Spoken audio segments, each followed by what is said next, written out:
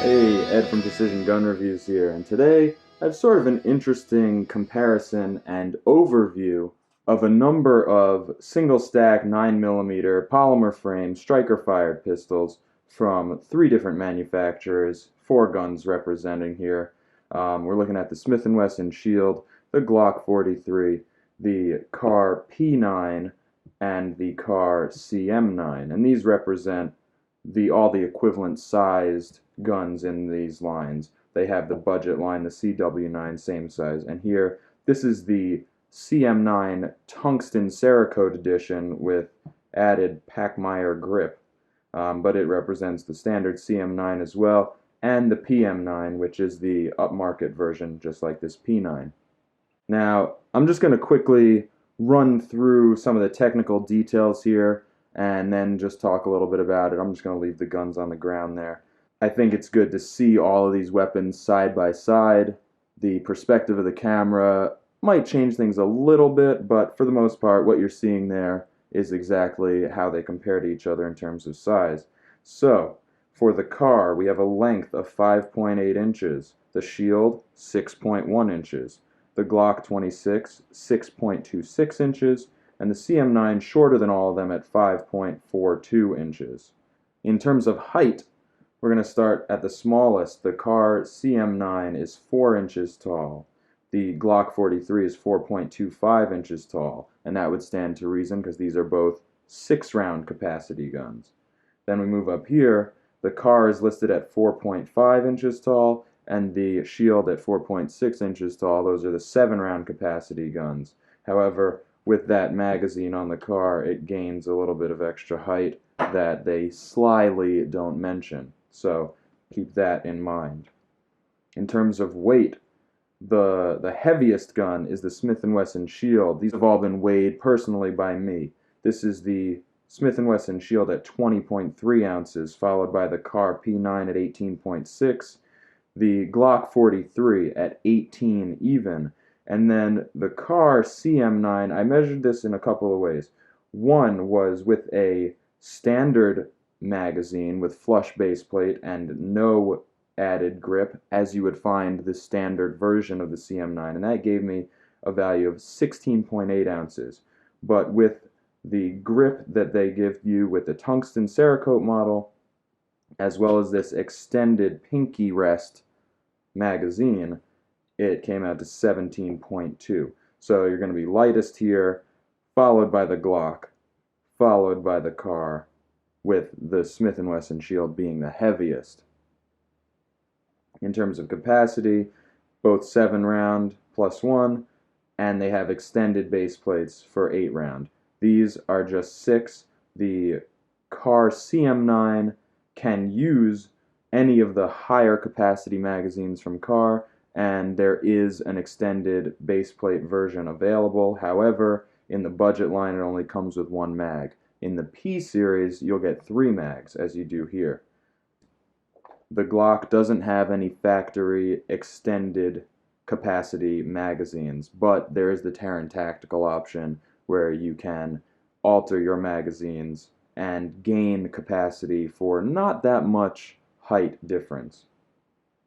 Other things to note are the trigger differences. Here you have those standard striker-fired triggers with a little bit of take-up, a hard wall, and a crisp break. The Glock has an excellent audible and tactile reset. The Shield a little bit less so. You can hear it. It's pretty hard to feel, especially under stress. These Kahrs have a trigger that the company is known for. Very smooth. It's a long, even pull with a clean break. Sort of surprises you at the end. So it makes for good accuracy, good shooting, and feels really nice. I really like those Kahr triggers. However, I do like your standard striker-fired trigger as well. In terms of ergonomics and feeling in the hand, the Kahr P9 and CW9 are going to give you the most to hold on to. They have this nice long grippable area. The trigger reach is a little bit smaller on either of these Kahrs, so if you have long fingers, that might be something that gets you a little tied up in here instead of pulling out there. That's something you'll find on the other two, the Glock and the Smith & Wesson, they're going to give you a little bit longer trigger reach, and they'll give you a larger feel in the hand than certainly the CM9 and PM9. In terms of trigger reach, they will feel larger than the P9, but in terms of grip size, the P9 will feel the most substantial in hand. The barrel lengths of these weapons I did not mention, and I think it's very important to note that the CM9 is the shortest of all of them, and it has a 3-inch barrel.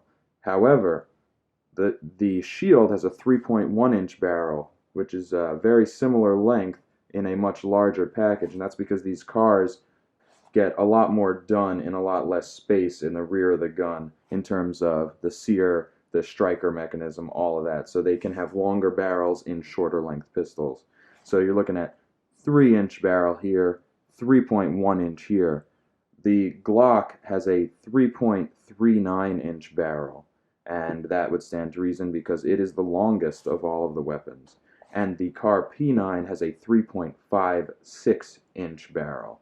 So these two firearms are almost exactly the same length. However, you're looking at 3.1 versus 3.56 in terms of barrel length. As for takedown, the Glock is going to be the simplest of the four. It's very easy. Just pull that slide back, pull down the tabs, and off it comes. The M&P Shield, you have to lock the slide back, push down this takedown lever, let the slide forward, pull the trigger, or you can use the sear deactivation lever while the slide is racked back. I think that wastes a little bit of time, and then the slide will come off. These two are very similar. You pull back the slide to line up the notches. You push out the slide stop from the other side, which can be a little tricky on certain guns. It does become easier as time goes by. And then just slide the slide forward. We have dual captive recoil springs here. We have uncaptured recoil springs on steel guide rods here.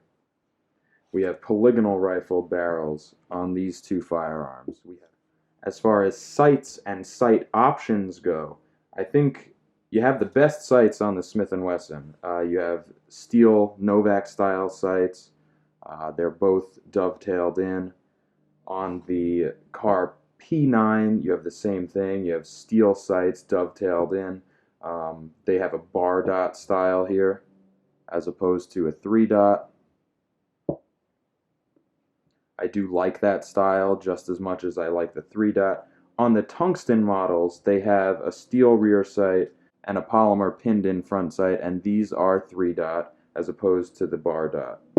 That's a special sighting option on the tungsten models. Otherwise, they would have the bar dot sights as well. The front sight on the C series is always polymer. The Glock has polymer sights, and it has these U-dot sights, which I kind of hate, but Glock has the most wide array of aftermarket sighting options, so you can always change those out. This is dovetailed in there.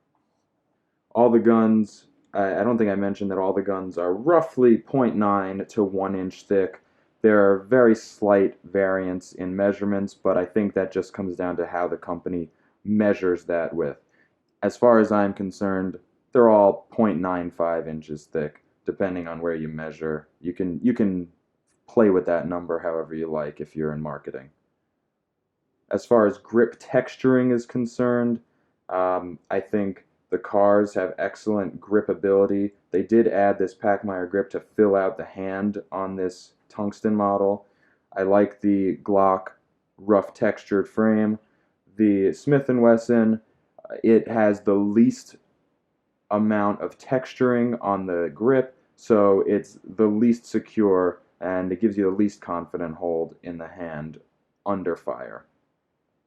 Some other shootability concerns: the Glock has a very, very low bore axis. You get your hand way up on there. The Kahrs have a decently low bore axis. The Smith is a little bit taller, but the Glock really shines there. None of these guns have rails, so you can't add lights, lasers in the standard way, but they have custom options available. Magazine release is very nice on these two firearms. The Kahrs leave a little bit to be desired in terms of mag release. However, this is something I generally talk about, but I think I overstate it. We're going to rack back this P9 and we'll put in a mag, and often I show this in the horizontal configuration. So there, the mag isn't coming out. However, if I put it vertical, the mag falls freely. So I think I give a little bit of an exaggerated impression of the quality of the mag release being not as great on the Kahrs. In practical use, they all fall freely. As far as pricing is concerned, the best budget option is the standard CM9, coming in around $300, followed by the Smith & Wesson Shield, around $350. Then the Glock is going to be more like $400, $450, and the P series is going to run you closer to $500. And there you're getting all this extra laser engraving, a little bit better milling, that polygonal rifle barrel, forged parts as opposed to MIM parts. But I can't really say that going for the P series is going to give you the best bang for the buck. I might have to recommend the CW9 over the P9 for that reason, just because of the affordability, and you're getting almost the same gun. But as for these four weapons, there you have a general overview and comparison. I hope that gives you an idea of the differences and the similarities, and I hope seeing them on the table next to each other is helpful. This has been Ed from Precision Gun Reviews. Thank you for watching. If you liked the video, please do give me a thumbs up and subscribe to the channel to get all of our videos as they come out. Until next time, as always, stay safe. I just wanted to give a quick shout out and thanks to the gun store of Conway, South Carolina. They help us transfer in all of our firearms for review.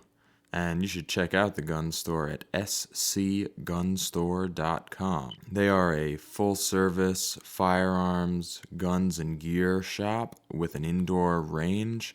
They stock a wide selection of handguns, shotguns, suppressors, NFA items, tactical rifles, hunting rifles, and gear. They are fully stocked with all calibers of ammunition. They have gun safes, holsters, magazines. They do gunsmithing on site if you happen to be in the Conway, South Carolina area. Additionally, they hold training courses for those in the area. And they also offer a fully automatic experience in their gun range with an AR-15 or a Thompson 45 Tommy gun. They've got knives, they've got used firearms, parts, accessories, really just about anything you could think of related to firearms, home, and personal defense. I recommend you take a trip over to scgunstore.com, and no matter where you are, go to shop.scgunstore.com, where you can shop their inventory online and have it delivered right to your local FFL.